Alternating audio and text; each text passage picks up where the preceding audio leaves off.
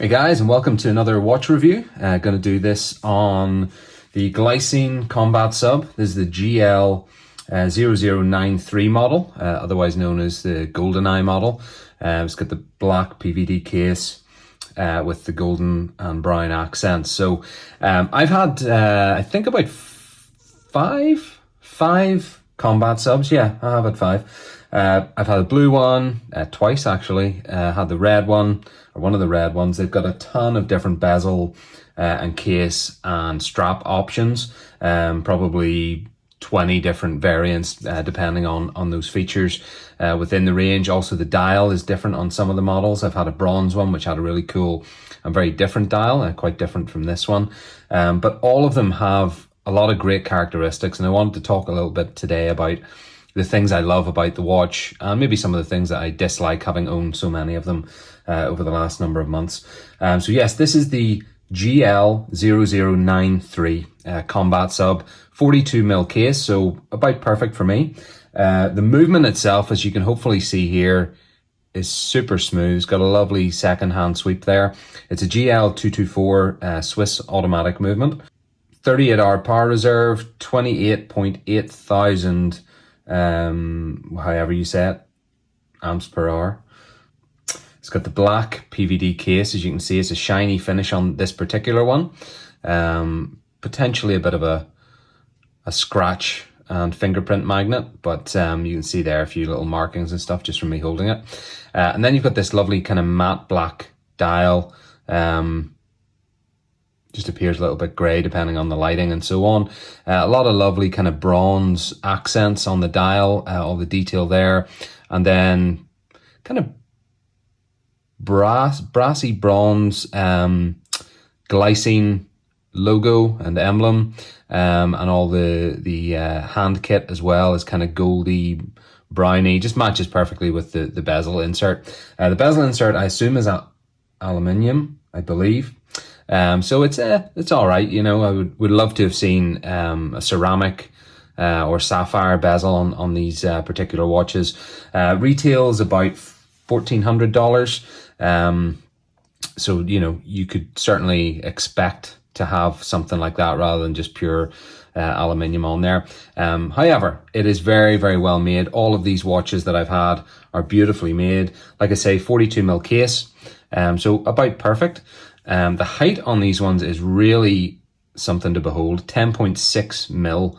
You can just see how thin and low profile that is. And then the bezel itself is super, super low profile. Has the lovely details around the edge there. Very, very well made. Any of the Glycines that I've had have all been superbly well made. Quality control has been excellent across the board in any of the ones that I've had. You do have a flat sapphire crystal here, which is good. 3 layers of anti-reflective coating on the underside, which of course is better for longevity. You just see there the lovely effect in the light that this watch has. Just when the light catches that bezel, it just looks, you know, gold and then brown. Just creates a lovely effect. So a big fan of the Glycine combat subs in general. The movement is really, really smooth, really nice. You have this canvas band, which this is probably one of the complaints I will say that I have about the Glycine combat subs in particular, because it doesn't seem to go through into the other ranges within the Glycine range, and it is that the canvas straps are a little bit rigid, and that you feel, and I've had this on a number of them, you do feel it squeezing in on the sides of your wrist. It just feels a little bit uncomfortable. You can see there's still a gap at the bottom, and that is the reason for it, is these edges are very straight and quite rigid and not particularly comfortable. It's okay, but not great. Now, I have had leather straps on a couple of the Airmen that I've had in the Glycine range, and they've been phenomenal. Beautiful, soft, supple leather, just kind of wraps around your wrist, super comfortable, way more so than the combat sub, and that is just the biggest complaint I have on this particular model, is that really the straps are a bit kind of low quality. Don't want to say low quality. They're okay enough in terms of quality, but just not comfortable, not supple, quite rigid, and and hard wearing. So that's my only complaint. The overall form factor I think is gorgeous. Love the wraparound lugs there, just kind of fits perfectly on the wrist. Love the dial design, the bezel design, the low profile nature of it all. Just pop it back on for another wrist check so you can see. You know, super low profile, and those lugs just kind of wrap around your wrist really nicely. So aside from the crummy strap, I love the comfort of the main watch case itself. It's just very well designed, very well put together and thought through, and very well engineered all in all. You can see there as well, just with this strap, it kind of sits above the wrist a little bit. Again, that's due to the rigidity of the strap itself. You don't find that happening with the stainless steel bands, or some of the silicone bands as well that you can get. So that's my only real big complaint about this particular watch. Everything else across the board is exceptional. You've got the screw down crown, really nice movement on it and everything.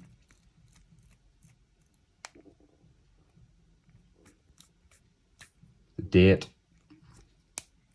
quite hard to pull out the final bit, and there you go. Just with the movement there is very, very nice and smooth. Screws in with a nice tactile and kind of sound you get from the screw-in crown. But yeah, overall, love these watches. That's why I've owned so many of them. And I just wanted to kind of showcase this particular one because it's one of the more unique looking in the range, with the black PVD coated case, and that particular color on the bezel, as well as the kind of gold accents around the bezel edge and the crown. Just beautiful watches. Lovely movements, really smooth, succinct movements, very high quality as you would expect from Glycine. And yeah, so that is the Glycine GL0093, or the Goldeneye variant. Like I say, retails about $1,400. You can get these for like $299 these days around the web. Joma Shop and so on actually today has them on at $299. So it's worth shopping around. But for that particular price, if you get something in the $290 to $350 range, this is a watch you should jump at, because the quality is of a watch that is around the $1,200 to $1,400 range. Just very well engineered, very well put together, high quality movement, high quality materials. Like I say, the strap, I personally would swap this out. I don't like this particular canvas strap being so rigid and kind of uncomfortable. But overall, the watch is just exceptional. You can see very unique look and lovely effect in the lighting and everything. So that's my kind of impression of the Glycine combat subs. Across the board, they're excellently made. I probably would prefer the stainless steel band, or maybe a nice supple leather band like they do with the Airman. And I've got another Airman coming in a couple of weeks, so I'll do another review of that as well, and you can kind of see the differences and the reasons I kind of prefer the Airman over the combat sub these days. I kind of go back and forth and wear different ones, but the Airman is kind of one I've settled on as being my favorite in the range. So there you go. That's the Glycine combat sub Goldeneye GL0093. Highly recommend it. Beautiful watch. Regardless of which model you go for in the Glycine range, you're going to get quality across the board, from the movement to the engineering and the design. So highly recommended. Ask any questions you have, guys. Always here to help. And meantime, make sure you hit that like button and the subscribe and notification bell if you haven't already. And hope you're having a great day. I'll see you in the next one.